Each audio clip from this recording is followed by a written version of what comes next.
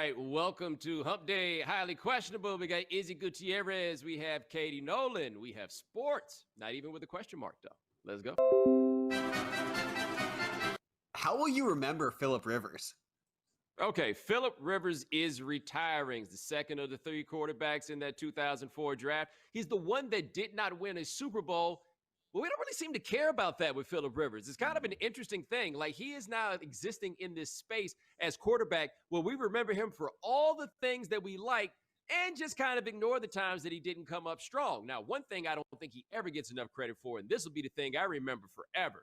That dude squared off against the then undefeated New England Patriots on the road in the AFC Championship game with LaDainian Tomlinson hurt on a torn ACL. Like, I feel like this is a thing that we know, but not really a thing that we talk about in the right context. That is amazing that he even tried it. And guess what?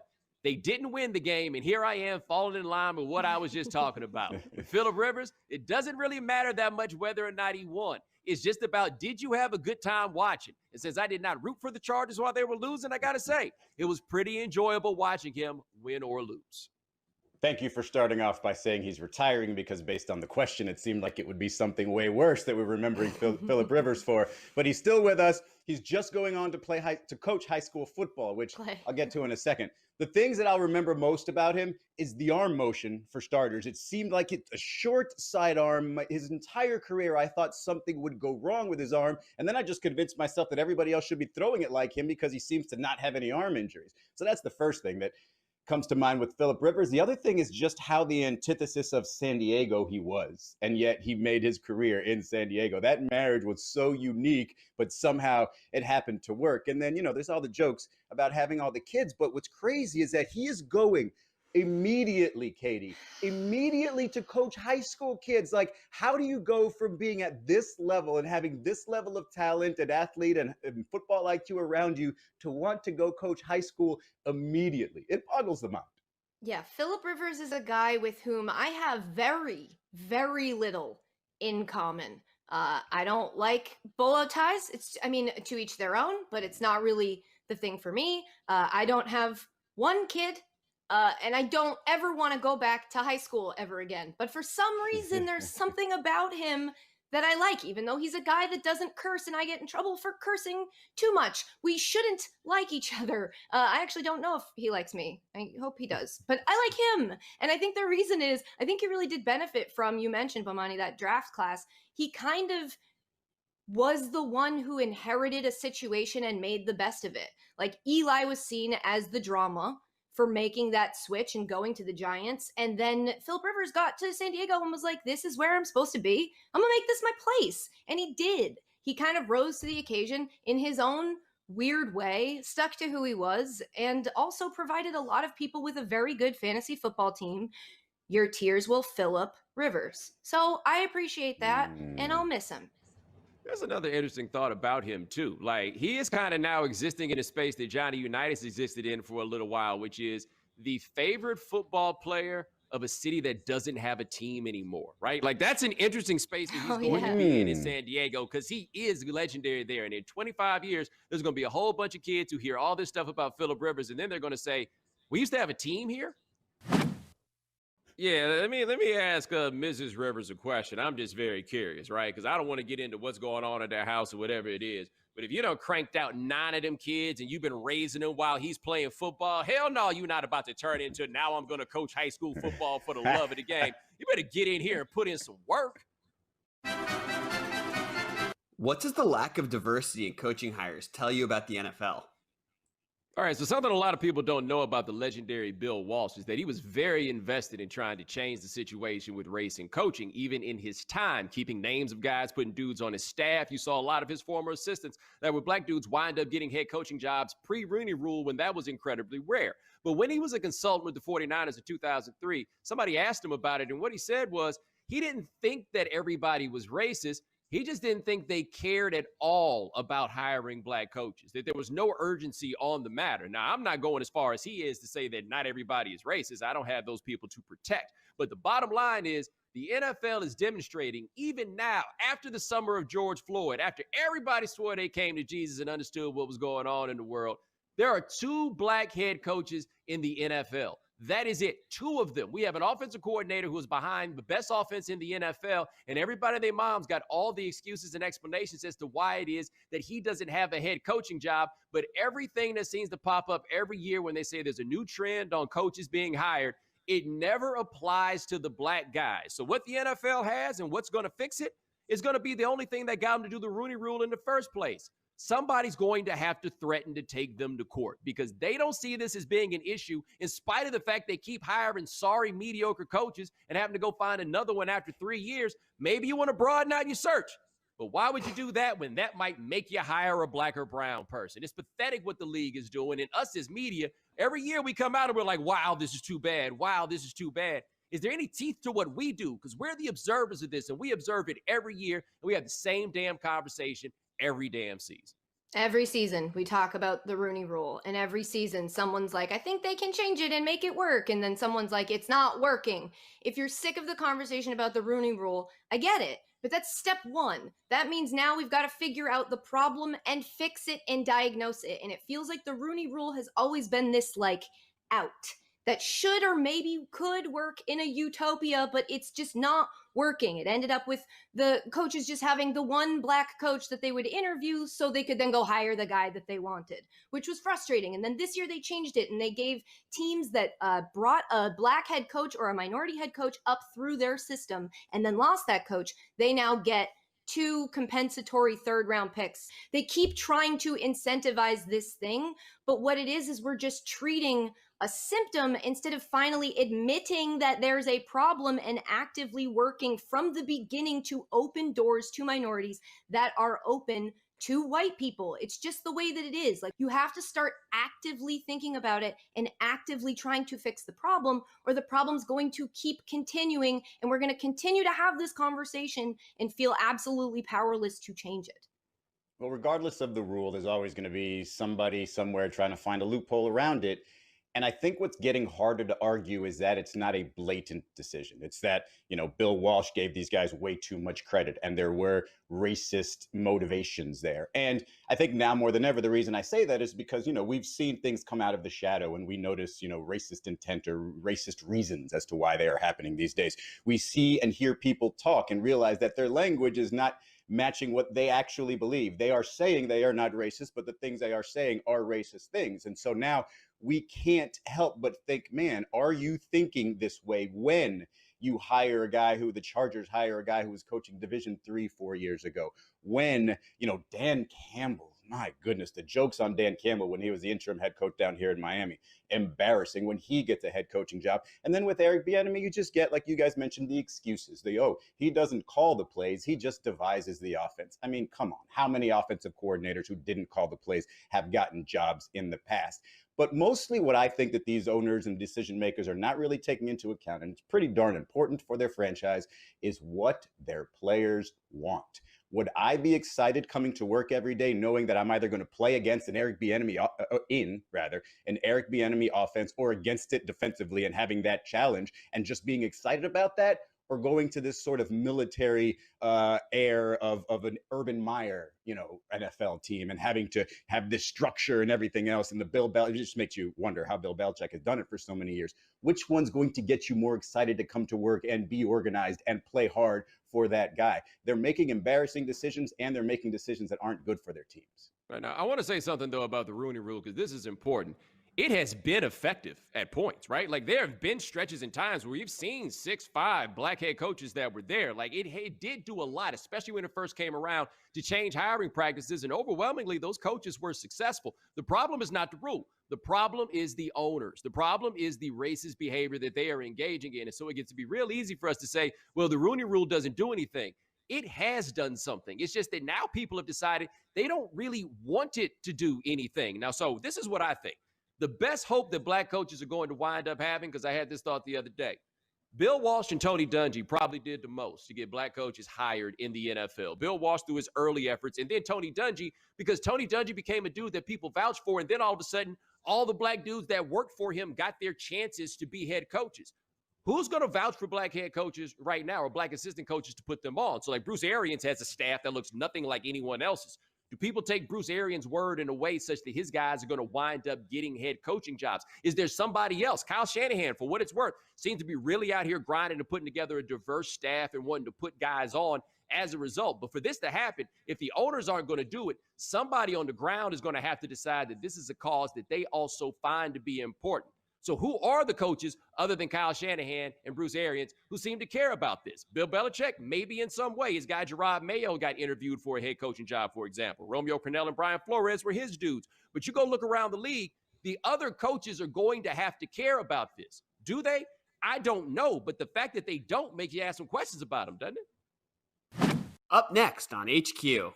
The guy seems to be going through something, the processing of something. And while doing that, is now going to join this team and have to play basketball at an elite level, a game that coaches have told all of us since we were kids trying to play it, that it's like 9.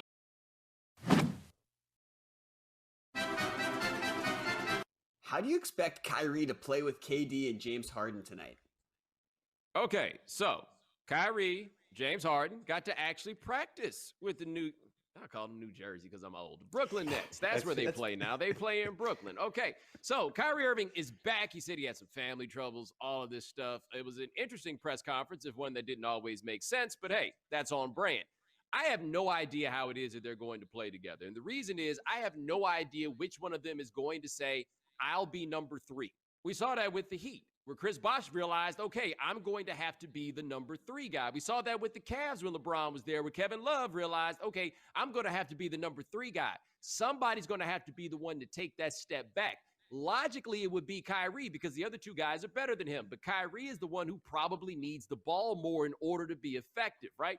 So what do they become? I think we're all just going to watch and figure this out in every single way possible, because if it's at the ceiling of what it can be, they're the best team in the East. No matter what, they're the best story in the East. Well, I'll go even further, Bo. I don't think somebody needs to decide who's going to be number 3. I think that the 3 of them need to decide who's going to be number 1. And it wasn't until Dwayne Wade told LeBron James, look, this is your team. I will fall in line also, until they really took off. And when you look at these 3 guys, where you could say, yes, there's a little bit of overlap in skill set because they're all offensive players, knock the ball in their hands, etc. Which one of the 3 scores easiest? It's Kevin Durant. He can score from the outside, mid-range, inside. He is the number 1 option when it comes to offense. And then it just comes down to which one of James Harden and Kyrie will be able to fill the gaps. Will one have a huge game? Will they both kind of have 20 and 10 and just, the 3 of them put together big stats? I don't think it's going to be that difficult to figure out between the final 2 if you decide from the beginning, Kevin, you're the guy, we will fall in line.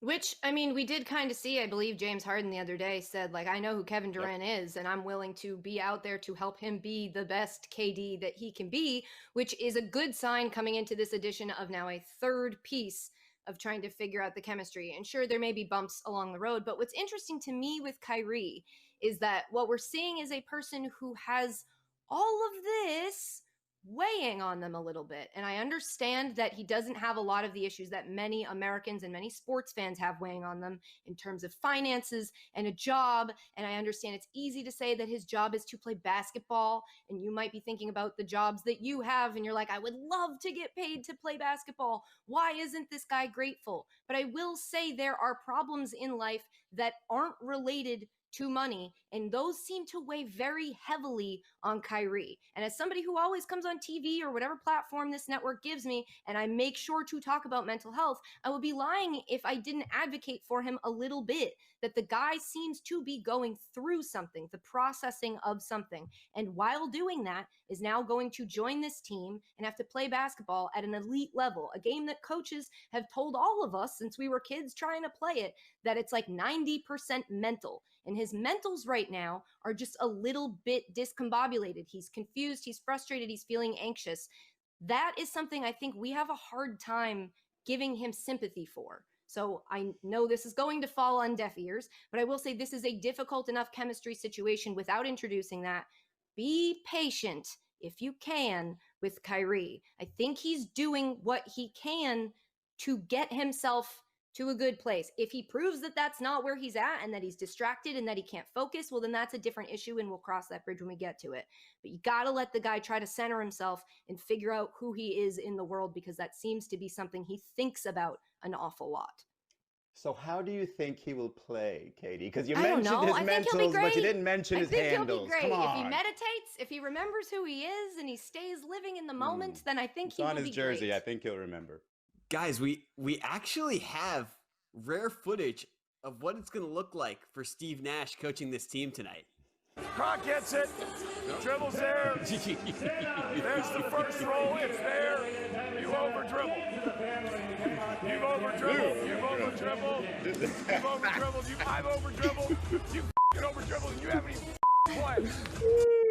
It's like Oprah handing out coaching tactics. You over dribbled. You over dribbled. Get the hell out of We should question the other team's intent.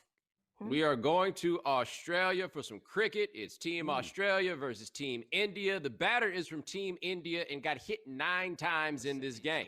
9. Oh, the neck? Hmm. His neck. I his don't back. understand this game to save my life. I mean, Yeah. I'm so confused, Bo. Like, we're showing him getting hit all these times. Why is he still there? Why isn't he? Shouldn't be on base. first Is there a base? base to be going to? I don't even know. It's not baseball. I don't know if this is good or bad. I don't know if his team is winning as a result of the ball hitting him in the shins or not. What's happening? Why does he get It catcher's did- equipment on while he's batting? These are all good questions. If it ain't baseball, Oh. why is that called a bat? Because why is a thing that lives in a cave called a bat? Words mean multiple things, Bo. But that's a bat. Like, I'm just It's not saying, close. that it's not baseball. No, if I got hit by that, you got to let me go get on base. I got hit in the face and I don't get to go on base? I did not know they had to wear masks at the level of NFL players to play this game and stay safe. I did not know that. That looks very dangerous. Well, maybe you Because should apparently they educate can yourself hit you in the about face cricket. without consequence. Absolutely It's one of the nothing most happens. popular sports. I, too, Well, have this- no idea how it works, but I will advocate for it. Also, you don't know. India won this game. So maybe you get a point for every time a ball hits you. Maybe this guy took one for the team. Until you guys educate yourself on the rules, I don't think you really get to say.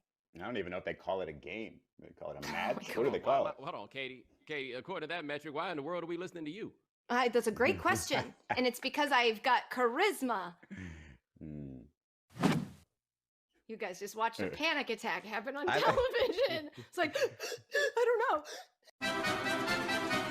Do you question if Brendan Lemieux got it worse than the cricket player?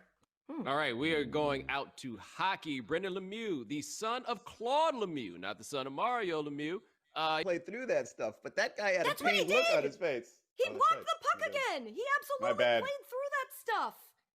I don't love anything enough to continue doing that under those circumstances. Nothing whatsoever. In the regular season? If your last name is Lemieux and you're not going to do that, then what are you here for? Like, that guy knows he's got to give his body to the sport. All right, so I get that he's Claude's son and not Mario's son, but I guarantee you, Mario Lemieux got to opt out of doing stuff like that after like 1987, right? Like the real good guys don't have to go out there and do all that stuff while they still hurt. They got nobody to impress. Tonight on ESPN, Celtics and 76ers. All right, they tell us it is a clip of Ben Simmons.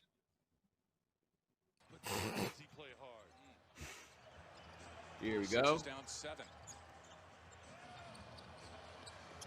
Look at him standing all by himself, and he shot a jump. Oh, man. He ain't never Ben. gonna shoot again after that. No, he's Ben. been casually letting these go, and they haven't looked very good. That's been the worst one. I really, really feel bad about talking about it because that's really what's going to make him stop shooting them, Bo. I don't feel that bad. All right, Izzy. I guess that's his level of intrigue. Katie, you intrigued? I mean, it's on ESPN, and boy, do I love ESPN. So I want to say yes. I also love the Celtics, but I'm starting to get really into cricket, and I think there's a game that starts tonight, and then it goes until 3 days from now, and so my schedule's tied up. But I'm good. I hope the best for Ben Simmons, but actually not in this game. I'm gonna watch cricket. Not really intrigued. All right, that is it. Check out Katie Nolan, Sports with a Question Mark. Find Izzy Gutierrez courtside somewhere at an NBA arena. And I have a podcast called The Right Time. You should listen to it. It's fun. They should call this hoodie questionable with the three of us on here. Oh God, is he? Sorry. So when are you going to go to work? Like What's you said, we're going to be work? watching cricket for 3 days. That's my job. Oh, That's why I'm okay. here. Cricket correspondent, Katie Nolan. That's right.